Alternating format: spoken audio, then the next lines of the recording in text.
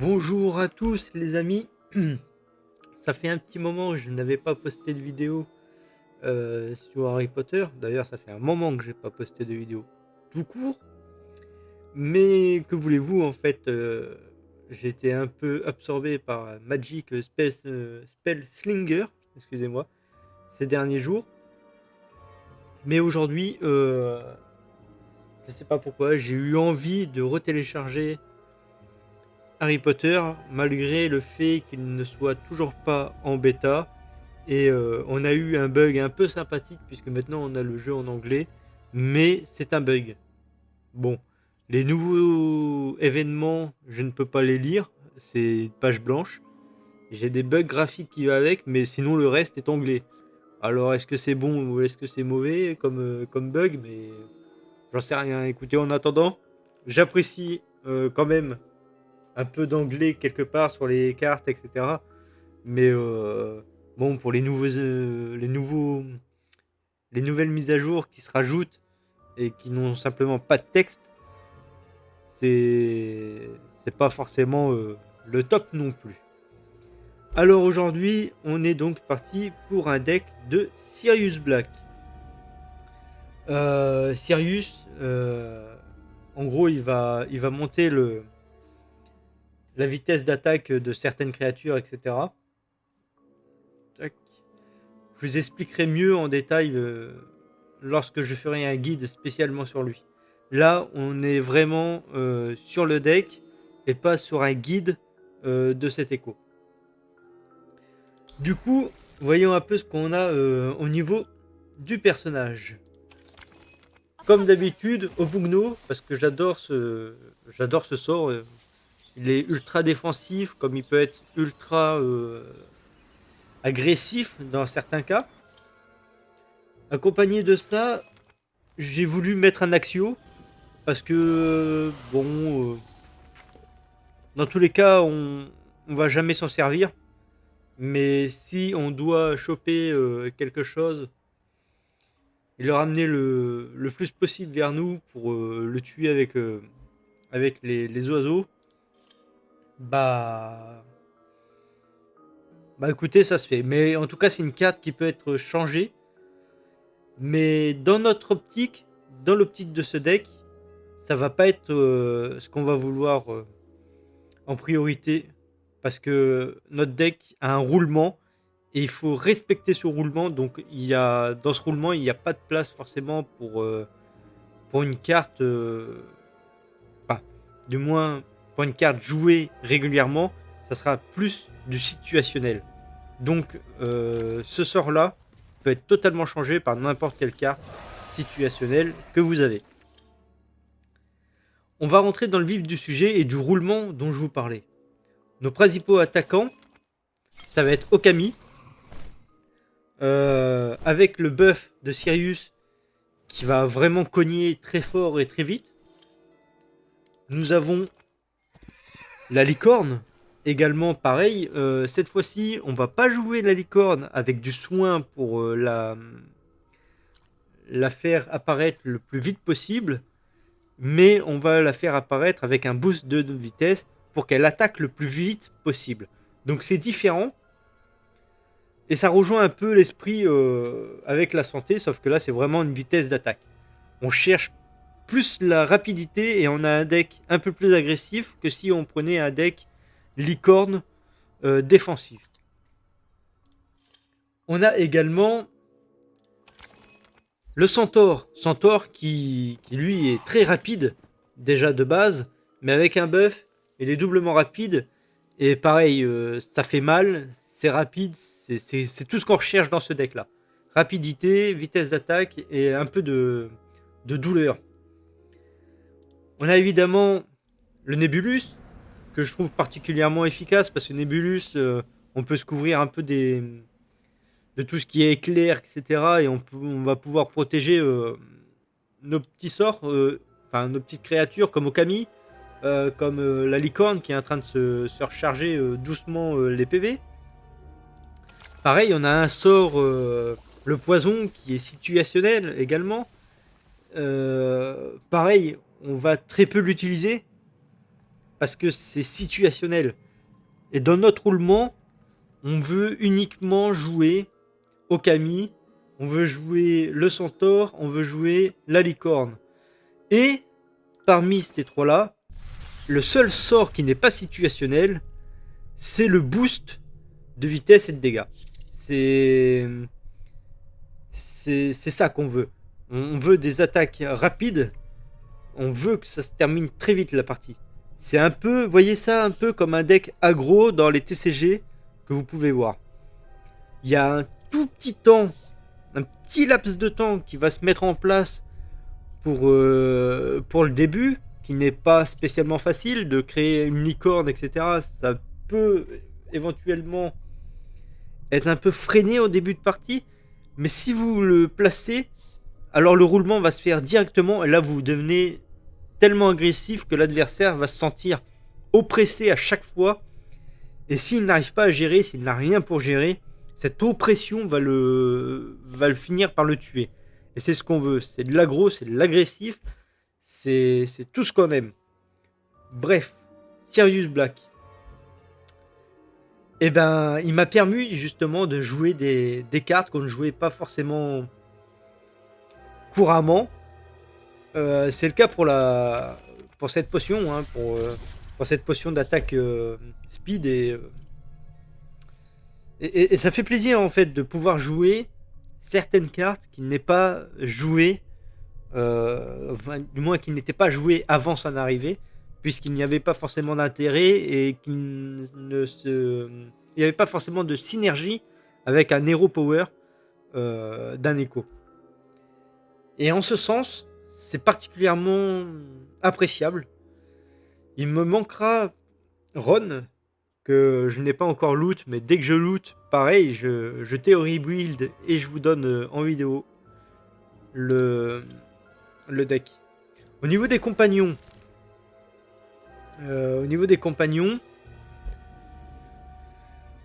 ici je n'ai pas l'ogre. Or, l'ogre serait particulièrement efficace. Je vais pas le nier.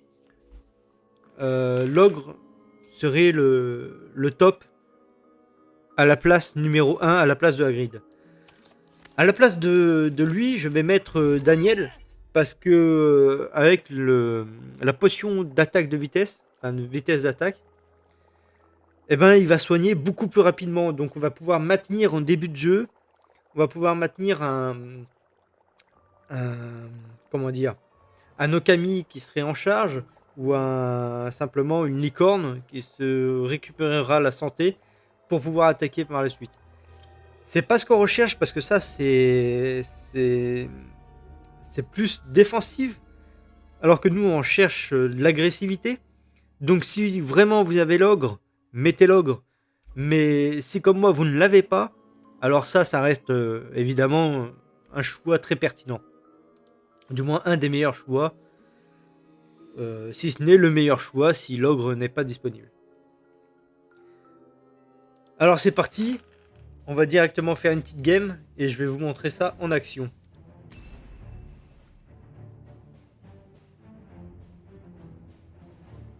Il faut vraiment qu'on aille chercher cette agression. Il faut vraiment qu'on aille chercher ce roulement de cartes qui va s'opérer par la suite. Et il faut qu'on maintienne ce cap. Il ne faut pas qu'on se laisse submerger. Il faut qu'on arrive à maintenir vraiment la licorne et tout ce qui s'ensuit par la suite.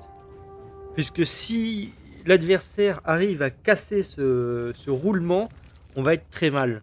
Et c'est tout l'intérêt de ce deck, c'est de ne pas laisser l'adversaire briser ce roulement que vous allez mettre en place.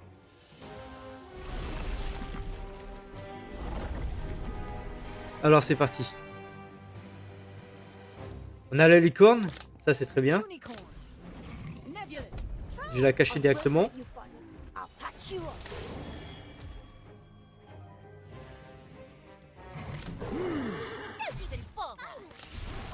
Okami. Vous voyez là par exemple,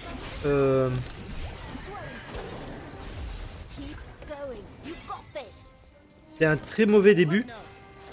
Alors j'utilise un peu mon propre, euh, mon propre personnage pour attaquer, pour défendre. C'est bien parce que pour une fois là, on va pouvoir chercher le situationnel. Voilà. Centaur. Nebulous.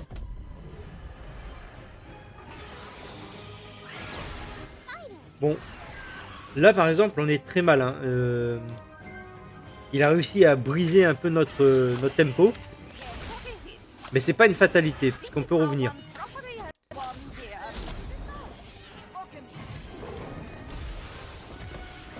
On va juste opérer différemment. Voilà. Là, on a un début de roulement là.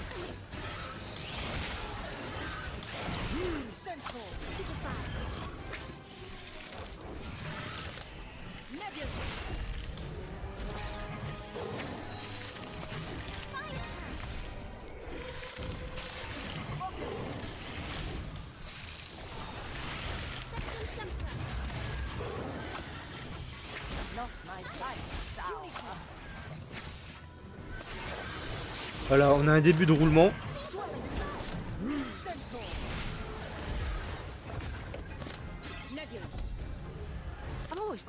All right, everyone, we're in this together now. Alors vu comme ça, on dirait pas, mais on est très très bien. On continue, on lâche rien en fait.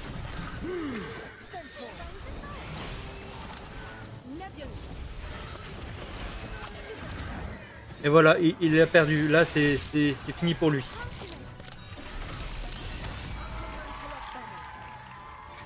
Et vous voyez, on a l'impression, finalement, on va pas s'en sortir.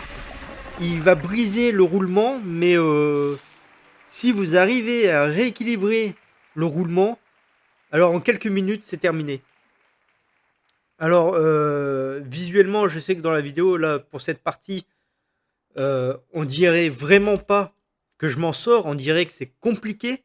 Et pourtant, regardez mes PV en fin de partie, on est vraiment pas mal. Pour ce qu'il nous a mis dans la tête, et j'avoue qu'il avait un deck qui était extrêmement chiant pour nous. Mais vous voyez, on a grignoté, on n'a rien lâché. Et finalement, ce roulement, il s'est quand même mis en place. Et à chaque fois, on a pu revenir dans la partie parce qu'il n'a pas réussi à totalement maîtriser le terrain. Donc il arrivait à briser notre mécanique, mais il n'avait rien pour garder cette cassure opérationnelle sur le terrain, et il n'a pas pu récupérer le terrain. Et finalement, à chaque fois, on relançait le roulement, donc on relançait la machine. Ses PV se faisaient grignoter de plus en plus. En plus, quand on a mis la licorne, elle a fait beaucoup de dégâts. Donc je vous invite à regarder une nouvelle fois cette vidéo, à bien analyser ce qui s'est passé, puisque vous verrez que malgré le sentiment qu'on a eu du mal, et bien finalement, la partie était aisée. Alors, c'est ça qui est étrange avec ce deck, mais surtout, il ne faut pas se laisser submerger par ce sentiment de perte de contrôle, puisque cette cassure, c'est ce que va provoquer l'ennemi, parce qu'il n'a pas le choix. Il doit stopper votre roulement, et donc vous aurez ce sentiment de cassure, mais vous devez certainement pas arrêter de faire le roulement. C'est justement tout l'intérêt de ce deck. Passez outre ce sentiment et continuez ce que vous avez à faire, et vous verrez qu'au final, vous gagnerez beaucoup de matchs aussi simplement que ça. Et ce sentiment de gêne qui va venir en vous à chaque fois qu'un adversaire va briser votre roulement, vous verrez que vous aurez l'habitude, et au final, ça ne vous fera rien. Bref, en tout cas, j'espère que le deck a été clair. J'ai essayé d'être le plus concis possible, de vous expliquer un peu en quoi consistait le roulement de ce deck, la stratégie globale du deck. Maintenant, c'est à vous de jouer, et moi je vous dis à plus tard. Profitons bien, profitez bien de ce deck, profitez également de ce bon jeu, Et surtout, à plus tard pour une nouvelle vidéo.